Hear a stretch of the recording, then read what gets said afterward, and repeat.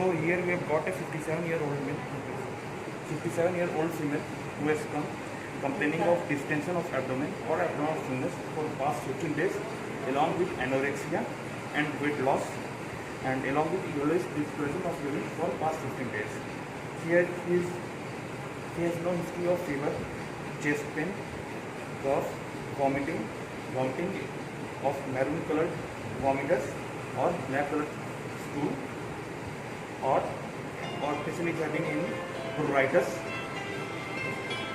The patient is not taking any alcohol or no any Ayurvedic medicine, no past history of any blood transfusion or any operation, no history of hypertension, bacterium, thyroid disorder, pulmonary coughs, or any rheumatological disease.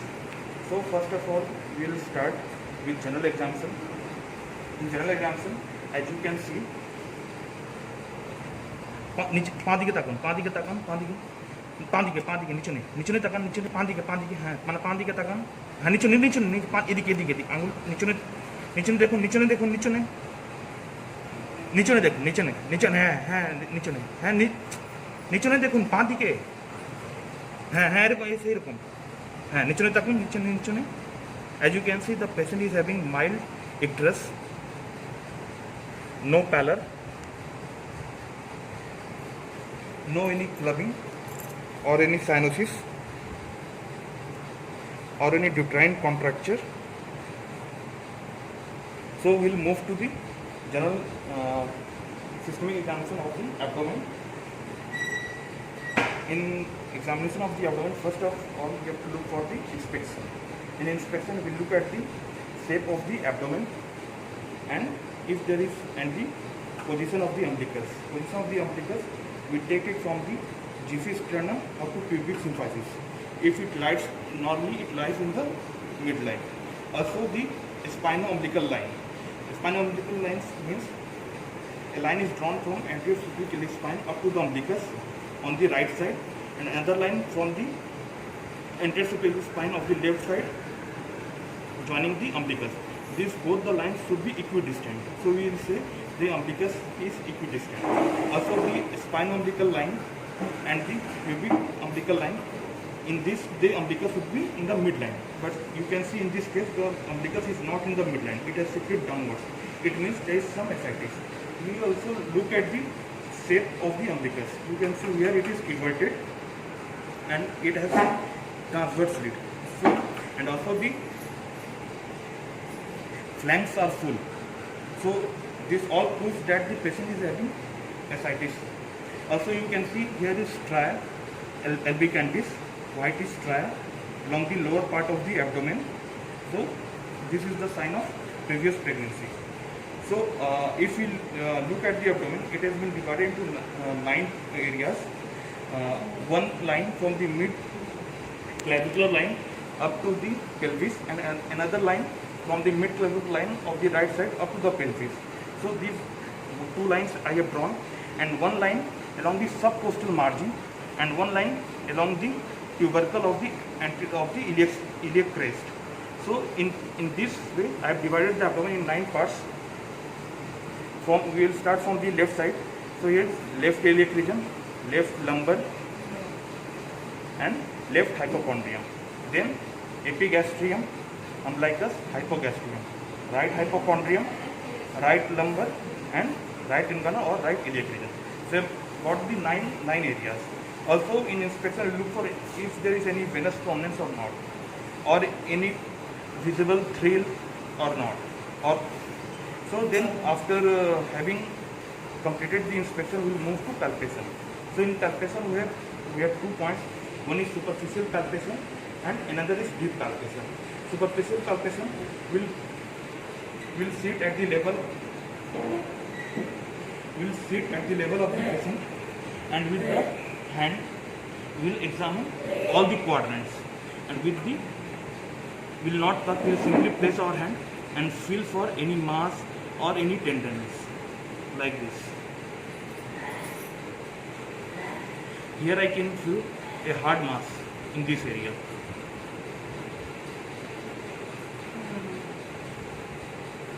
here also I can feel a hard mass.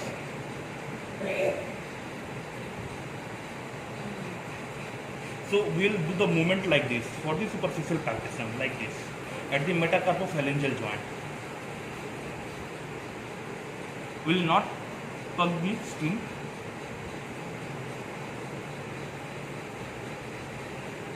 So this was superficial palpation. In superficial palpation, we look for if there is any rigidity or not, if there is any palpable mass or not, is there any tenderness or not. So these were some points regarding the superficial palpation. Now I'll go to deep palpation. In deep palpation, we have palpation of the liver, palpation of the spleen, palpation of kidney, palpation of gallbladder, and palpation of any other mass or lump, and also the inguinal orifices. So first of all, we will start with the palpation of the liver. We have got mainly three methods of palpation. First, as per Hutchinson, normally the first method is, which is the preferred method, in which we place both of our hands below the subcostal margin, and then we will move downwards and palpate the border of the liver. So here I am getting the mass, liver mass, which is hard, non-tender. So this was the first method. In second method, which is called alternative method, in which we place our hand and below the subcostal margin, and we go from above downwards, and we will move our hand in this manner, and at the end of inspiration, दोनों पाँव मोड़ लीजिए, दोनों पाँव मोड़ लीजिए, दोनों पाँव मोड़ लीजिए. We will first ask the patient to hold her legs, and then we will palpate. In this case, I can feel a large mass, a non-tender hard liver.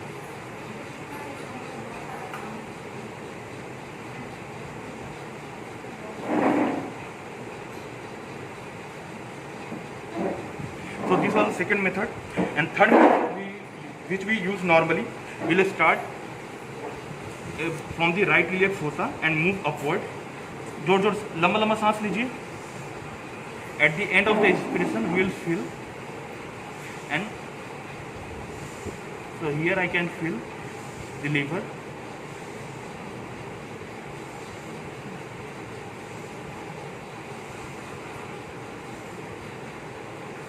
So you can see this is the contour of the liver, and if the liver is enlarged, and we will calculate the liver span.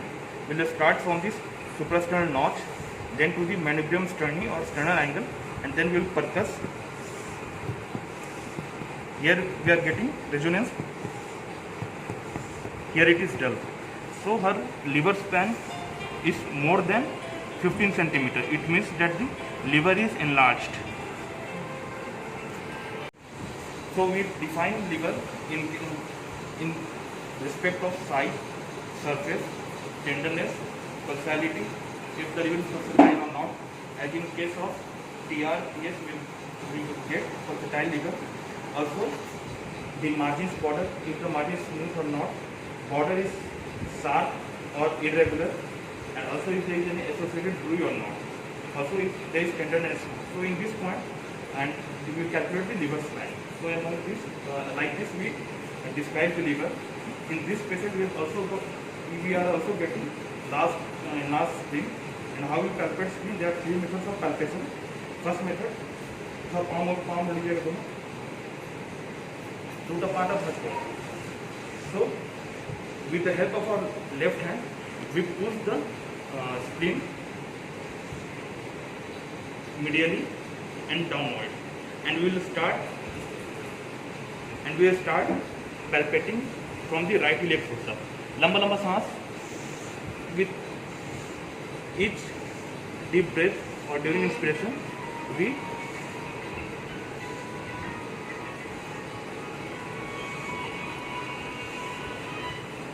so here the spleen is just palpable. I can feel the notch. It is non-tender, sharp border, and it moves with respiration. So this is the first method.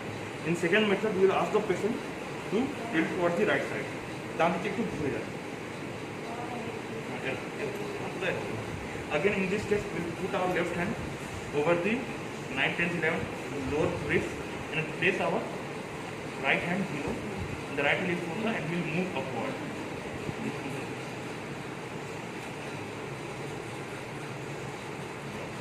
Here I can feel the liver. So these are the two methods of spleen palpation.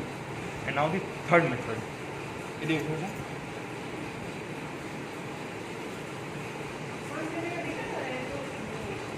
Third method is the hooking method.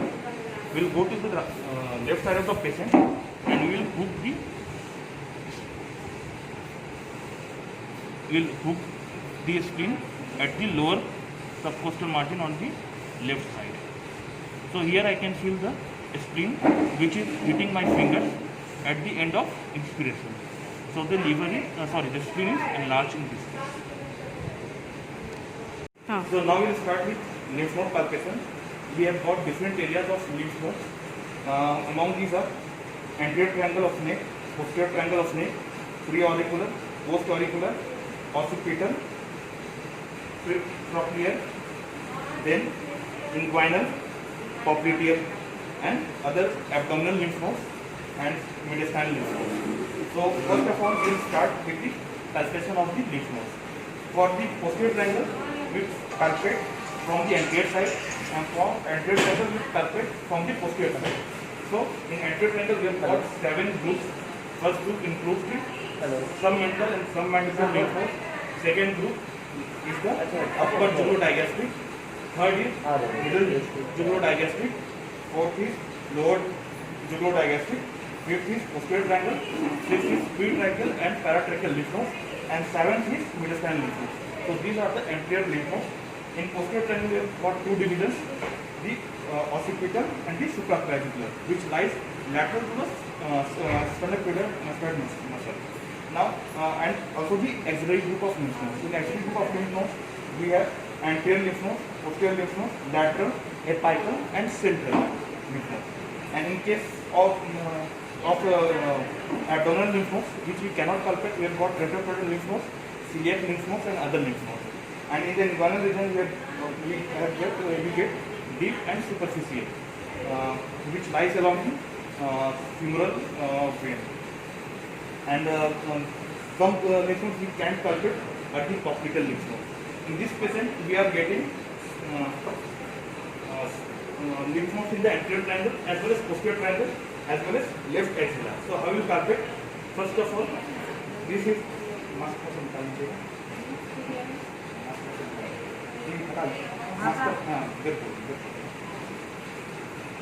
So and anterior group of lymph nodes, first of all we will palpate the